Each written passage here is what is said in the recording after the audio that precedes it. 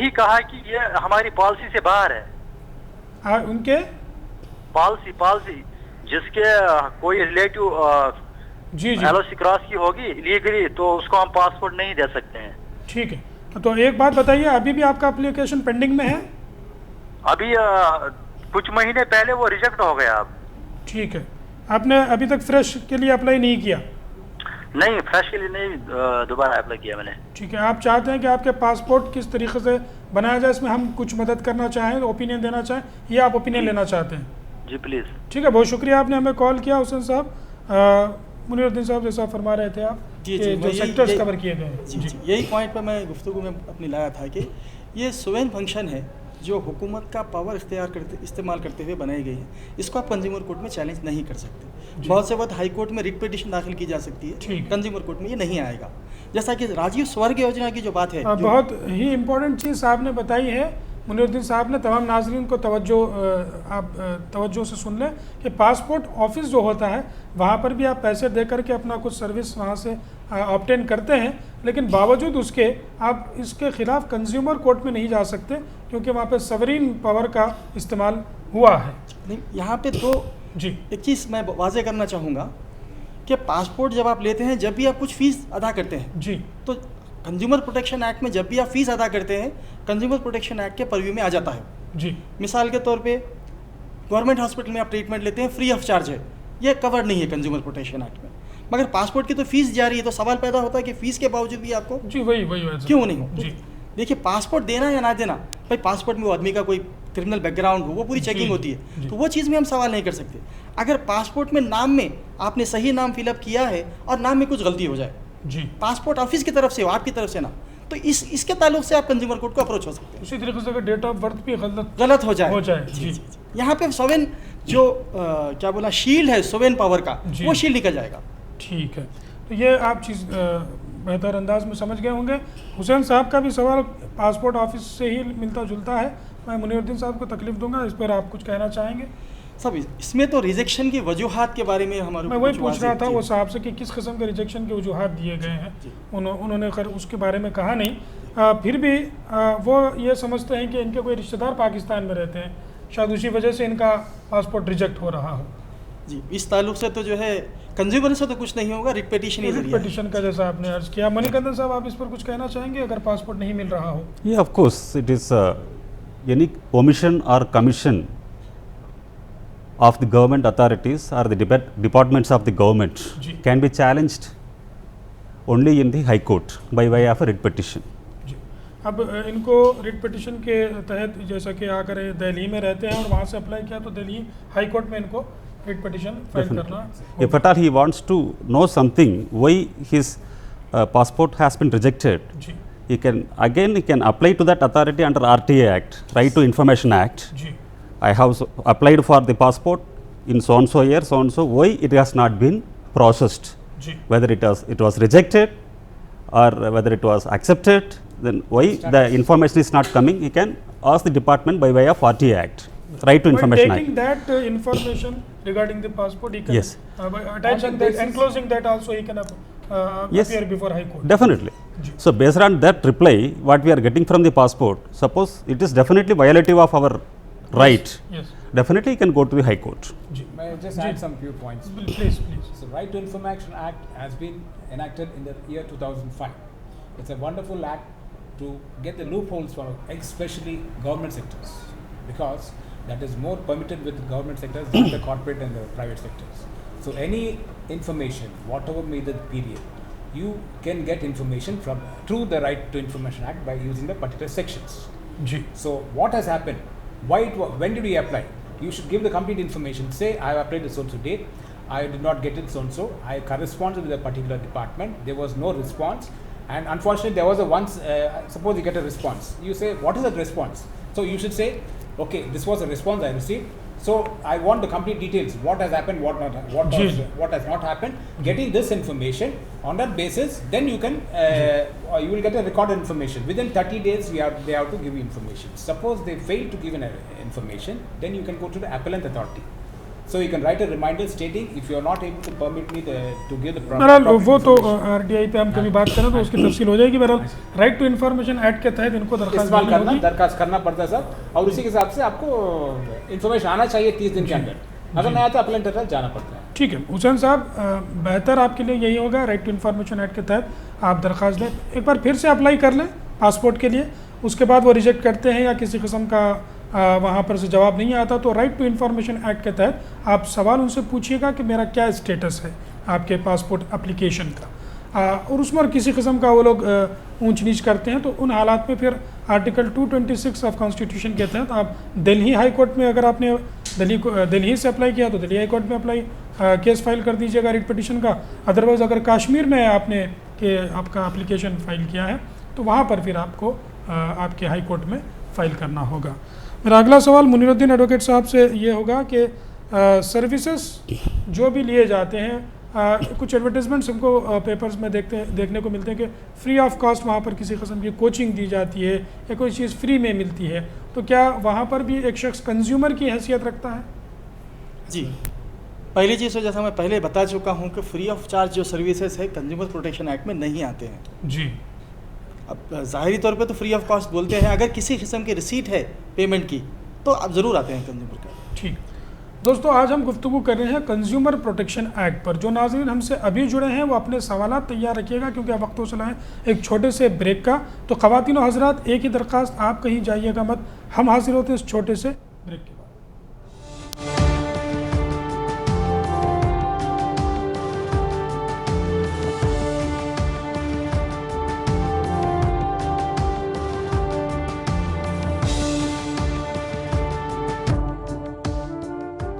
Kashmir house बेगम बाजार सन 1947 से मशहूर आपकी खिदमत करते चले आ रहे हैं। शादी ब्याह हो कि वलीमा तकारीब, कश्मीर हाउस के बिना अधूरी। अपनी दावत को यादगार बनाइए कश्मीर हाउस की शमा क्लासिक बासमती राइस, हर ब्रांड के बिरयानी राइस, असली गरम मसाले, किराना आइटम्स और dry fruit, tin fruits, sauces, पेंट खजूर, असली जाफरान और बरी के सौदे के साथ। कश्मीर हाउस आपके साथ। सीधे चले आइए कश्मीर हाउस। याद रखें, कश्मीर हाउस बेगम बाजार, हैदराबाद।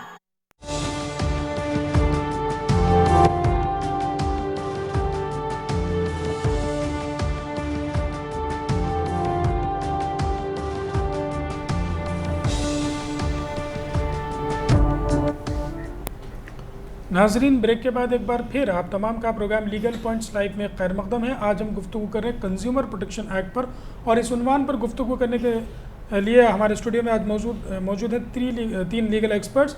सबसे पहले मेरे सीधी जानिब मणिकंदन एडवोकेट साहब, उनके बाद है आनंद कुमार मूर्ति एडवोकेट साहब, आप दोनों के बाजू में हैं मोहम्मद मुनीरुद्दीन एडवोकेट साहब, जो तकरीबन आप लोग कंज्यूमर फोरम में अपीयर होते हैं और ख़ासकर इसी किस्म के केसेस भी देखते हैं। मेरा अगला सवाल मणिकंदन एडवोकेट साहब से ये होगा कि क्या बैंक्स और financial institutions consumer protection act के तहत लिए गए हैं?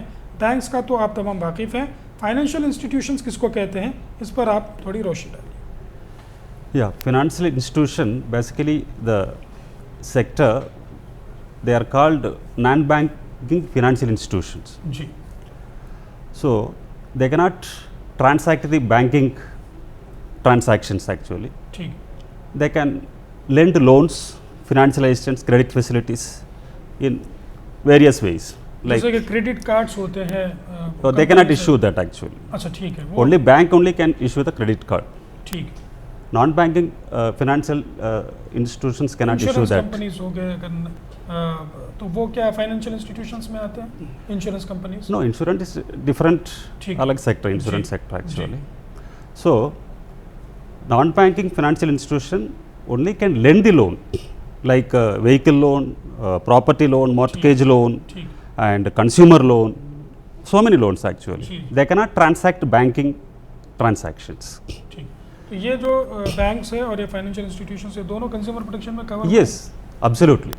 ठीक। Both मुनीर can साहब, be इस पर- covered. इस पर कुछ कहना चाहेंगे? जी जी जी, नॉन बैंकिंग फाइनेंशियल कंपनीज से आप लोन वगैरह का इस्तेफाद कर सकते हैं, मगर इसमें दो चीज़ का ख्याल रखना चाहिए। पहली चीज़ तो ये है कि इंटरेस्ट का जो कंपोनेंट है नॉर्मली अग्रीमेंट जो है लोन का एग्रीमेंट साइन किया जाता है, उसमें बिल्कुल जैसा 6% फ्लैट रेट ऑफ इंटरेस्ट देखने से लगेगा ये बिल्कुल 6% इंटरेस्ट है। हकीकत में ये फ्लैट रेट है, ये यूनिफॉर्म रहेगा पूरे टेन्योर में। डिमिनिशिंग बैलेंस जो है ये देखने को अगर 12% दिखेगा, diminishing balance is equal to 1% per month. तो rate of interest and the mode of interest, और उसमें फिर दो तकसीम होती है, क्वार्टरली रेस्ट और मंथली रेस्ट। अब तो हर बैंक तो मंथली रेस्ट पे कर चुका है। तो बैंकिंग कंपनी या नॉन बैंकिंग दोनों इदारों से जब आप अग्रीमेंट करते हैं तो ये चीज़ का ध्यान रखें कि अग्रीमेंट की कॉपी लें, पूरा मुतालिया करें, कोई एक्सपर्ट से पहले इंफॉर्मेशन हासिल करें जी जी बैंकिंग सेक्टर से। और फिर दूसरा सेक्टर इत्तेफाक से जो बीच में आ गया है गुफ्तगू में, वो इंश्योरेंस सेक्टर है। जी जी insurance is a contract of utmost good faith, ये बेसिक एनालॉजी है लॉ जी। की। तो बिल्कुल कॉन्ट्रैक्ट ऐसा कर रहे हैं, बिल्कुल ट्रस्ट पे कर रहे हैं, आप कोई मेडिकल टेस्ट वगैरह नहीं करा रहे हैं, आप अपने डिक्लेरेशन पे बोल रहे हैं कि मेरे को कोई बीमारी नहीं है। जी। वो शख्स से गुजर जाने के बाद उसके फैमिली के अफराद पॉलिसी के पैसे लेने के लिए क्लेम फॉर्म फाइल करते हैं, जब बोलते हैं कि नहीं ये सेपरेशन ऑफ फैक्ट हुआ है, तो जी। उस टाइम पे इंश्योरेंस कंपनीज एक बिजनेस ऑर्गेनाइजेशन है, वो लोग इसका आपको ध्यान नहीं दिलाते हैं। आपका काम है कि इंश्योरेंस पॉलिसी लेते वक्त ये ध्यान में रखें कि जो क्वेश्चंस आप दे रहे हैं वो 100% ट्रू क्वेश्चंस के आंसर दें, या तो जी। पॉलिसी ज़ीरो बिल्कुल ना लें, अगर लें तो पूरे क्वेश्चन समझ के लें। क्योंकि इंश्योरेंस सेलिंग एजेंट्स आपको बताएंगे कि भाई इसमें ये बेनिफिट्स है, उसके लूप होल्स आपको बताएंगे नहीं। जी। तो आपको ख़ास तौर पे ये ख्याल रखना है कि पॉलिसी के अंदर जो टर्म्स है और जो सेल्फ डिक्लेरेशंस है, जो टेस्ट के बुनियाद पे नहीं है, वो डिक्लेरेशन को आप अच्छा मुतालिया करें और रीड करने के बाद साइन करें। मुताला तो किया जा सकता है, आनंद कुमार साहब से मैं पूछना चाहूँगा, लेकिन हम देखते हैं कि ये इंश्योरेंस कंपनीज़ के जो उनके क्लॉजेस होते हैं वो तो हंड्रेड्स होते हैं, Hundreds of- तो वो कैसा एक कॉमन आदमी पढ़ सकता है? इस पर आप क्या कहना चाहेंगे कि तो- किस तरीके से? जी So yeah, that's what I would say. So when you take a loan from this private sectors, financial companies, so what happens? They have 15 to 20 pages of ji ji agreements. जी जी जी वो पूरा पढ़ना चाहिए. They don't give a scope. नहीं ठीक है, अगर एक आदमी अनएजुकेटेड है तो वो क्या करेगा? हाँ, इसलिए वो मशहूर आदमी, I mean, should educated person के साथ जाना पड़ता है. It's very compulsory. आप किसको पहचानते हैं, वो दो ऐसे शख्सियत को लेकर जाना चाहिए. You should take such a person who would be able to understand the particular agreement totally, जी। and then you should enter into contract, and then you should sign this agreement, and you require two guarantors also. Usually ठीक the है। private people take मजीद two इस पर मैं guarantors. गुफ्तगू जारी रखूँगा। हाँ। मेराजुद्दीन साहब मलकपेट से जुड़ गए हैं, इनसे सवाल ले लेते हैं। जी सवाल फरमाइएगा मेरा साहब। साहब, ये क्रेडिट कार्ड का एप्लीकेशन में लोन, जी कंज्यूमर लोन के एप्लीकेशन या कॉन्ट्रैक्ट के एग्रीमेंट में कभी ये लोग पढ़ने नहीं देते, जी जी जी और ठीक है। तो ये एग्रीमेंट की कॉपी देने की जो बात, लेने की बात जो किए हैं एडवोकेट मुनीरुद्दीन साहब, जी तो ये चीज कैसे मुमकिन हो सकती? ठीक है, बहुत शुक्रिया मेराजुद्दीन साहब, आपने हमें कॉल किया। ज़रूर इस पर गुफ्तगू की जाएगी। आनंद कुमार साहब फरमा रहे थे कि वो जो तमाम चीज़ें हैं वो पढ़ना ज़रूरी है, अगर पढ़ना ना आता हो तो किसी दोस्त को हाँ, साथ में ले you लें। should- हाँ, किसी दोस्त को जो पहचानते हैं, you can understand the language, उसको लेके जाना, साथ कंपल्सरी लेकर जाना, बिना आप ब्लाइंडली नहीं जा सकते. So what you have to do, you have to take a person who's educated with you, take his advice, read the complete format. There will be 15 to 20 agreements. I mean 20 pages of agreements. Ji ji So mostly consumers क्या करते हैं, urgency loan होना, बस जल्दी होना भाई, चलो ले लेंगे. So they go and blindly sign the signature, they sign on the agreement, ji. and they get ruptured. I mean captured with the particular legal implications. तो ये this is very important for any consumer before going to transaction with the private non-banking sectors, institutions, which are now n numbers in the city, in the whole of India. You should be very careful in taking every step before taking a loan. So because loan interest also is not clearly, it's not crystal जी हाँ। clearly informed. हाँ जी. ठीक है। मैं मणिकंदन साहब से दरख्वास्त करूंगा कि लोग क्रेडिट कार्ड ले लेते हैं, उस पर पैसे उठाते हैं, ज़ाहिरी तौर पे वहाँ पे 3%, 5% या कुछ। पहले तो मैं मनी साहब से ये जानना चाहूँगा कि फाइनेंशियल इंस्टीट्यूशन को गवर्नमेंट की तरफ से कितना लिमिटेशन लगाया गया है कि कितने परसेंटेज वो इंटरेस्ट ले सकते हैं? The interest being charged by the banks or financial institutions they decide their own interest within the parameters laid down by the RBI. जी RBI will not say to any bank or financial institution you should charge this much only. कोई limitation नहीं दिया है। नहीं लिया है, but जी। as per their guidelines, जी। suppose you take one bank, they have their lending rate. जी। ICICI lending rate is there actually. Same Citibank is there. Their lending rate is somewhat different. Okay, No, it will not be equal. ठीक है, ठीक जी। So they can decide their interest, but ji. within the parameters laid down by the guidelines laid down by the RBI. जी। तो फिर अगर वो हद से ज़्यादा अगर इंटरेस्ट चार्ज कर दें तो क्या उनको Definitely you can challenge. If it is unreasonable interest they are charging, ji. definitely you can challenge that act in the ji. court of law, consumer court. But may I add to one section? जी। आप add करने से पहले मैं एक collar को, मुदस्सिर साहब बेंगलुरु से जुड़ गए हैं, इनसे सवाल ले लेते हैं। जी फरमाइए साहब, आपका सवाल बताइए मुदस्सिर साहब। जी अस्सलाम वालेकुम। वालेकुम सलाम, आपका नाम? मेरा नाम मोहम्मद मुदस्सिर है। जी, सवाल बताइए। जी, मैं एक प्राइवेट कंपनी में काम करता हूँ, दिल्ली बेस्ड कंपनी है। ठीक है।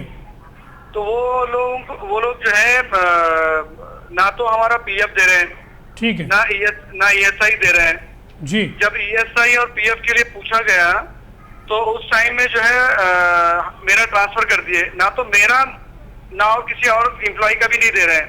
ठीक है। तो उसकी वजह से अब हमने मतलब ट्रांसफर कर दिया है बेंगलोर से दिल्ली। तो जी। मैं और मेरे और एक दो हैदराबाद वाले कलीग हैं और एक बेंगलुरु वाले एक और साथी हैं, हम जी, लोगों जी। ने रिजाइन कर दिया कंपनी। ठीक है। अब कंपनी रिजाइन करने के बाद हमारा जो बैलेंस अमाउंट है कंपनी के पास, जो इंसेंटिव है या जो भी है, कंपनी का जो भी अमाउंट था हमने उनको रिटर्न कर दिया है। जी। जी। रिटर्न मतलब मार्केट में जो जब हमने रिजाइन किया उससे पहले जो भी आना था वो कंपनी को मार्केट में रिटर्न कर दिया हमने। अब जो ठीक। हमारा बैलेंस है कंपनी रिलीज नहीं कर रही है। ठीक। ये जो प्राइवेट आपकी कंपनी है ये एमएनसी है? नहीं एमएनसी नहीं है ये एक्चुअली मीडिया हाउस ही है ये। ठीक है। मीडिया टुडे इंडिया की कंपनी है। ठीक है, डोमेस्टिक कंपनी। प्राइवेट लिमिटेड बोल के एक दिल्ली बेस्ड ठीक है। अब कंपनी आपके है। जो पैसे फंसे हुए हैं इसको कैसे लिया जा सकता है ये जानना चाहते हैं आप? उसको कैसे लिया जा सकता है और उसके साथ साथ कंपनी में बहुत सारे एम्प्लॉइज हैं जो प्रॉब्लम ठीक फेस है, कर रहे उनका हैं। वो जो कंपनी वाला एक्सप्लॉइटेशन कर रहे हैं उसके लिए क्या किया जा सकता है ये जानना चाहते हैं। बहुत शुक्रिया मुदस्सिर साहब, आपने हमें कॉल किया, ज़रूर इस पर गुफ्तगू की जाएगी। आनंद कुमार साहब कुछ फरमा रहे थे आप इंटरेस्ट के ताल्लुक से। जी। So before, generally what happens, a salesperson comes and knocks the doors and says, credit card le lo, you will take this credit, you get this benefit, you can do all this, you can purchase products, you can do ji. all this. But there's a purview of the credit cards, ji. what all can be utilized. So उसी के हिसाब से you will have to go for a credit card. When you go for a credit card, every consumer should be very constantly asking the person, what is the rate of interest, what are the conditions and rules and regulations and the conditions of this particular credit card. He should get acquainted with those cards, and if he is permissible with that, then he should go for a credit card. And there the salesperson will be able to explain the interest rate, whether it's a diminishing interest rate or a flat rate or whatever. And depending on that, depending on Can your you purse. differentiate the diminishing rate and flat rate interest? See, suppose you take a credit card and you say so you're going to buy a product, consumer product. So you can utilize this credit card in that particular product. So in that particular shop, whatever is being concerned by the list of, there will be a list of shops enacted by this particular credit card holder in communication and with agreement with that particular shop.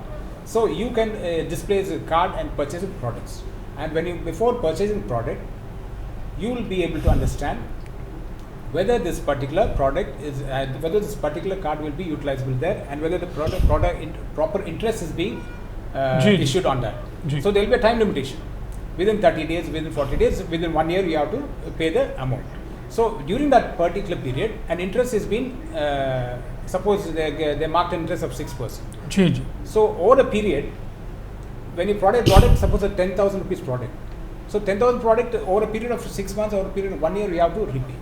So that once that product is being, you start repaying the amount to the particular company, then automatically on the paid amount, suppose capital is 10,000 rupees. On 10,000 rupees, you have already paid 1,000 rupees. So 9,000 will be the next principal. On that principal amount, you will be getting interest down. That is diminishing value. ठीक है। Diminishing on the principal amount. ठीक, उम्मीद के बेहतर आप समझ गए होंगे। काजी अरशद पाशा साहब निज़ामाबाद से जुड़ गए हैं, देखते हैं आपका क्या सवाल है। जी फरमाइए साहब सवाल। हाँ जी साहब, मैं काजी सैयद अरशद पाशा निजामाबाद जिले से बोल रहा हूँ। जी फरमाइए। जी मैं काजी सैयद अरशद पाशा निजामाबाद जिले से ये बोल रहा हूँ कि माइनॉरिटीज फाइनेंस कॉर्पोरेशन का लोन मिलता बोल के गवर्नमेंट बोल रही। जी। तो उसके बाद में हम माइनॉरिटीज फाइनेंस कॉर्पोरेशन को गए तो ये बोलते हैं कि आपको ये बैंक का लोन नहीं मिलता, वो नहीं मिलता। अगर के उनको 5,000 10,000 दिए तो उन्होंने जो है सो फिर एक लेटर लिखते कि मार्जिन अमाउंट हमारा 11 बैंक मैनेजर से कैंसल लेटर लाओ। जी। तो फिर हम जब कैंसल लेटर लिख गए तो अगर के हमको वो लोन मिलता, क्योंकि गरीब आदमी आपको 5,000 2,000 कहाँ से देगा। बेशक। कि अब उमर साहब जो माइनॉरिटीज कॉर्पोरेशन के अब जो सिक्योरिटी है जी, तो वो उनसे मेरा मुतालबा ये है कि माइनॉरिटीज फाइनेंस कॉर्पोरेशन वालों को उन्होंने हिदायत ये दे कि गरीब से गरीब भी आया तो उनको फ्री काम करके देना। बेशक। क्योंकि गरीब जब वो माइनॉरिटी फाइनेंस कॉर्पोरेशन को जा रहा तो उनसे उन्होंने 5,000 10,000 मांग रहे तो हम उनको कहाँ से दे सकते। ठीक, बहुत शुक्रिया अरशद पाशा साहब, आपने हमें कॉल किया। ज़रूर इस पर जो भी मुनासिब जवाब होगा दिया जाएगा। मिराजुद्दीन साहब ने मलकपेट से कॉल किया था। मुनीरुद्दीन साहब, क्रेडिट कार्ड पर जैसा कि एग्रीमेंट जो साइन करना होता है उसके कॉपीज जनरली वो देते नहीं हैं, इस पर कुछ कहना चाहेंगे? जी जी जी, पहले मैं मेरा साहब को ये बोलना चाहूँगा कि भाई आप जब एग्रीमेंट साइन करते उस पर एक चीज़ वाज़े तौर पे लिखी जाती है कि I understood the content of this agreement in my mother tongue. ये ख़ास बात है। एग्रीमेंट की वो कॉपी नहीं देते हैं तो आप यू आर द कंज्यूमर। ख़ास तौर पे बैंकर के मामलों में, बैंकिंग सेक्टर में ये प्रॉब्लम है कि वो लोग कॉपीज़ देते नहीं हैं। अब उस सूरत में जब आप लोन लेने जा रहे हैं आपको ज़रूरत इतनी होती है कि आप इंसिस्ट नहीं कर सकते। सही। मिसाल के तौर पे अगर आप एक कोई गोल्ड आइटम खरीदने जा रहे हैं और वो बोला कि ज्वेलर बोला कि मैं आपको बिल नहीं दूंगा, आप इमीडिएट बोलते ठीक है हमको ख़रीदना नहीं है आपसे। जी। जब एक बात बॉरोवर की, जब एक लोन की बात आती है वहाँ पे इतनी ज़रूरत होती है आपको, वो जो फिड्यूशरी रिलेशनशिप, जो आपकी मर्ज़ी को कंट्रोल करने के जो हालात होते, वो हालात का इस्तेफ़ादा उठाते हुए वो लोग आपसे एग्रीमेंट पर साइन करवाते। क़ानून की एक बेसिक जो नोशन है हमारे पास, ignorance of fact is an excuse, ignorance of law is not an excuse. आप कोई एग्रीमेंट साइन करते हैं तो ये आपकी जिम्मेदारी है कि वो पढ़ के साइन करें, वरना ट्रांजैक्शन ना करें। जी। क्योंकि सफ़र तो अल्टीमेटली आप होंगे। सही। सामने वाला आपके मौके का फ़ायदा उठा रहा, मौका परस्ती है ये। जी। उससे बचने की गुंजाइश जो है आपके हाथ में ही है, कोई किसी और दूसरे के हाथ में नहीं। सही। उम्मीद के मेरा साहब जी फरमाइए। Regarding the credit card, I would like to explain the procedure actually to the awareness for the consumer side. First of all, they will issue the application form. The banks will issue the application forms, filling up the details. They will 2-3, as Mr. Muniruddin said, I have understood the terms and conditions and all. Ji. So first of all, before signing it, you have to read the terms and conditions what is required, because normally what I have been observing, as soon as the application comes without reading anything, people used to sign it. Ji. That should be avoided. You have to go through it. Ji. Secondly, the terms and conditions will not be issued at that time. सही। Once you submit the application to the bank after accepting the application, they will send the credit card to you along with a kit. Ji.